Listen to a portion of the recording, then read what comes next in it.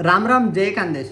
आज ना व्हिडिओ गैरा जास्त महत्वाना आहे का बरं की मागला व्हिडिओमा मी तुम्हाला सांगत की पासपोर्ट शिवाय तुम्ही विदेश जाऊ शकतात नाही.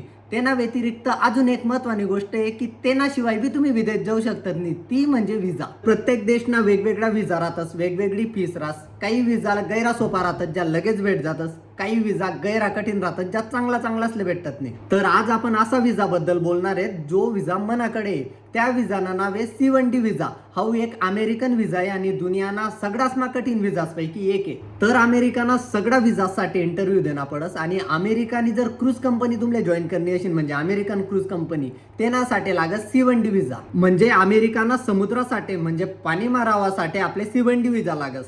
C1D विजाना इंटरव्ह्यू लेवासाठी अमेरिकाना लोक आपले काय प्रश्न विचारतात तेनं उत्तर आपण काय देवाले पाहिजे आणि काय नाही बोलायला पाहिजे येण्या टोटल प्रश्न उत्तरच ना नोट्स मी स्वतः बनायले. मनी काढेल नोट्स ना बाहेरलं त्या काहीच विचारणार नाहीत, पण जर उत्तर देताना खाले वरे म्हणजे 19-20 हुई गे तर विजा हुई जाई रिजेक्ट. तर काय प्रश्न राहतस आणि त्यानं उत्तर आपण काय देवाले पाहिजे ते आपण आता देखणार आहे. तर चला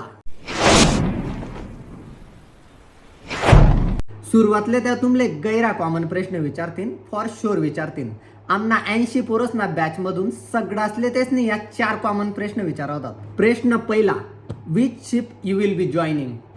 प्रश्न दुसरा, what will be your role on the ship और what will be your job profile on the ship. प्रश्न तिसरा, गैरा सोपा आणि गैरा महत्वाना, what will be your salary, तुम्ही पगार कितली आहे. प्रश्न चौथा, from way you joining the ship, की म्हणजे तुम्ही शिप कुठून जॉईन करणार आहेत. या 4 प्रश्न तुमले एकच दारनामी सरळ सांगा. तेना अर्थ असा आहे की या 4 प्रश्न गैरा सोपा आहेत आणि जेव्हा तुम्ही इंटरव्ह्यूले जाशात तर तेना पहिले तुम्ही कंपनी तुमले एक लेटर हेड दी.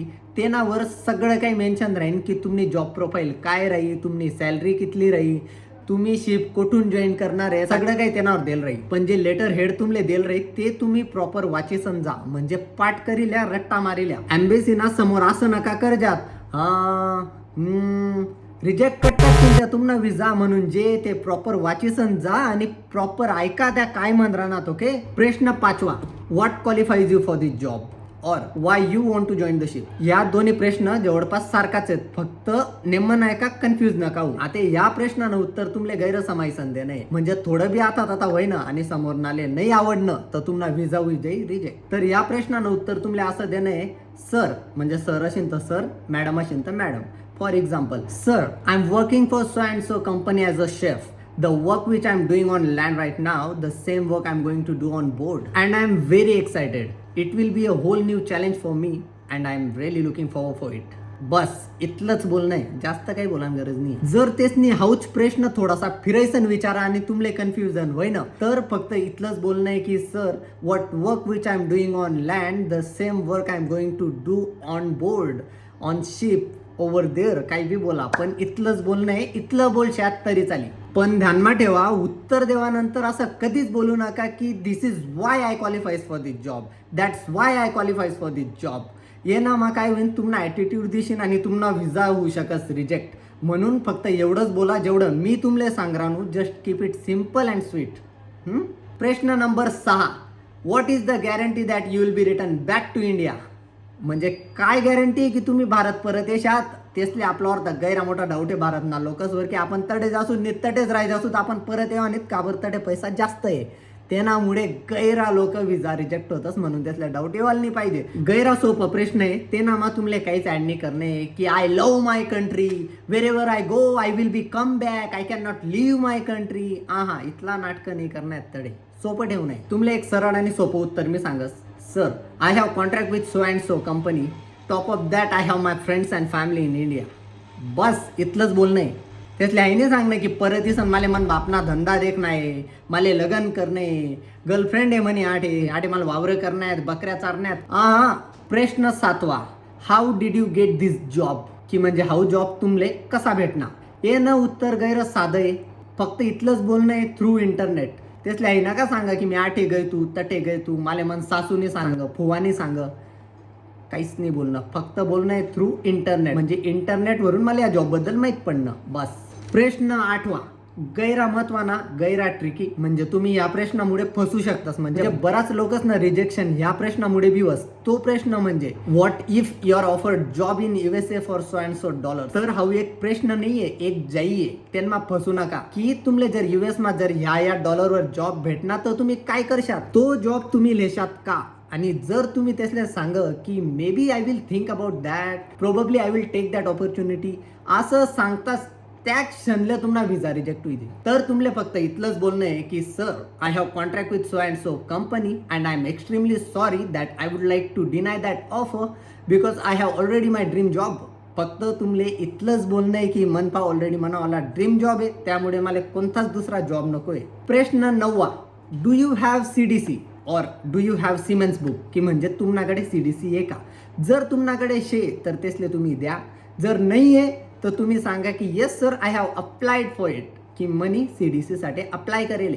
असं सांगू नका की मनकडे नाही आहे. जर त्यामध्ये नाही आहे तर मग तू जा शिकस काय, मग त्याला फाटाफुटतस. त्यामुळे सरळ सांगा की I have applied for it, पण त्यांना पहिले सहसा तुमले CDC भेटी जास, तर त्यामुळे प्रॉब्लेम नाही आहे. प्रश्न 10, do you have STCW course, म्हणजे एक कोर्स रास जो करना पडस त्यांबद्दल तुम्हाला माहिती पडीनच. तर त्यानं उत्तर फक्त तुमले एवढंच देणं आहे, yes sir it is in progress, की मना STCW ना कोर्स चालू आहे.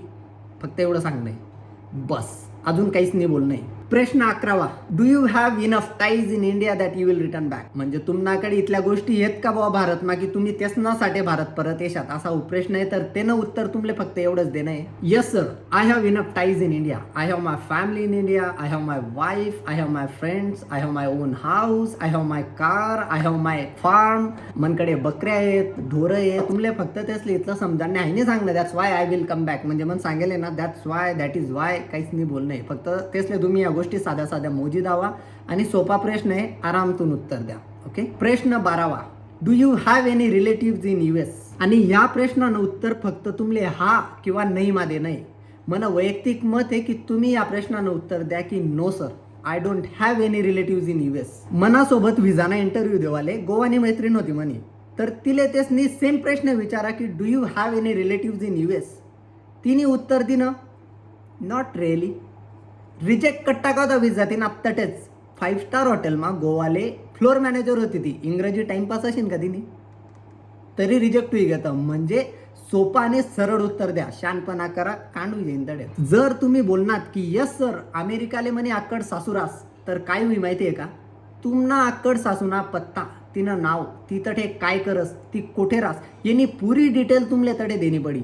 आणि तेसले वाटी की तठे जर तुम्हाला नातेवाईक राहतस तर तुम्ही तडे जायसन सेटल होई जाशात आणि तुम्ही भारत काही परत यावा नाही बुवा. त्यामुळे 99% चान्सेस आहेत की तुम्हाला व्हिसा रिजेक्ट होई जाईल.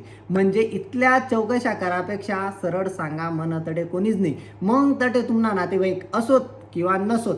प्रश्न 13, what visa you have applied for, त्यानं उत्तर तुमले देणं आहे, yes sir I have applied for C1D visa. प्रश्न 14, why do you want C1D visa, त्यानं उत्तर एवढंच द्या की sir to work on US water I required C1D visa. बस इथलंच बोलणं आहे. प्रश्न नंबर 15, how long you gonna stay in US, की म्हणजे तुम्ही अमेरिकामा कितला टाइमसाठी थांबावेत. तर त्यानं उत्तर फक्त असं द्या की sir I will be staying in US for maximum 24 hours. आता आपल्या अमेरिकाना जर 5 वर्षांना व्हिसा भेटस मग 24 तास का बरं सांगा ना, का बरं की आपला व्हिसा अमेरिकाना पाणीसाठी रास, जमीनसाठी नाही. त्यामुळे जमीनवर 24 तास अलाव करतस. आता समजा आम्हाला जास्त थांबेल होतं, त्यांनी सर्व्हिसिंग चालू होती ड्रायडॉकसाठी, तर 15 दिवस आम्ही अमेरिकामाच पडेल होतो. पण ऑफिशियली उत्तर देवाना टाइमले तुमले एवढंच बोलणं आहे की 24 तास आम्ही तडे थांबसूत, म्हणजे बाकीना आपलं डोकं नाही लावाना तडे. आता मागला प्रश्नानं उत्तर तुम्ही 24 तास दिनं तर साजिक आहे पुढला प्रश्न त्या तुमले विचारतील की if your contract say 6 months then how can you say that you will stay for only 1 day. 16वा प्रश्न तुम्हाला हाऊ राहील. तर त्यानं उत्तर तुमले देणं आहे की yes sir you are absolutely right, my contract do say 6 months but I am working on board for that reason I want this visa for 24 hours for my immigration process in US.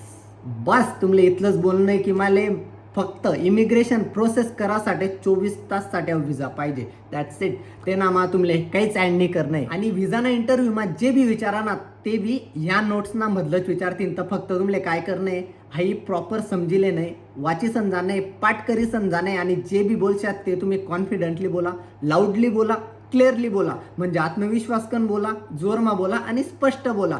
ते ना व्यतिरिक्त खरंच बाहेरला काही विचारणार नाहीत. आणि मी अजून एक गोष्ट तुम्हाला सांगस, व्हिसा काय आहे? एक सिक्का आहे, एक मोहर आहे. आणि गदर पिक्चरना डायलॉग तुम्हाला माहिती आहे ना, कागज पे मोहर नहीं लगेगी तो क्या तारा पाकिस्तान नहीं जाएगा? अरे जाएगा यार. हे काय माहिती आहे का, जर व्हिसा तुम्हाला नाही भेटणार तर कंपनी काय करस, अमेरिकाना व्हिसा सोडीस आणि डॉक्युमेंटरी व्हिसा देस. कुठला? Europe, UK. इकडे आंडू व्हिसा लागतस. तर मग तिकडे तुम्ही जा, पण तारा पाकिस्तान जाईनच. पण ट्राय करा अमेरिका भिडा ना, तडे जैसन समजी की देश कसा पाहिजे. म्हणजे देश आपला महानच आहे, पण विकास देखा तडे जैसन तुम्ही, की म्हणजे एक वेगळा अनुभव तुमले लेवाल भेटेन. थोडासा कठीण आहे पण अशक्य नाही. मी जर गावमा राहायसन तर तो व्हिसा क्लिअर करेल ना, बराच गावना पुरच नाही करेल.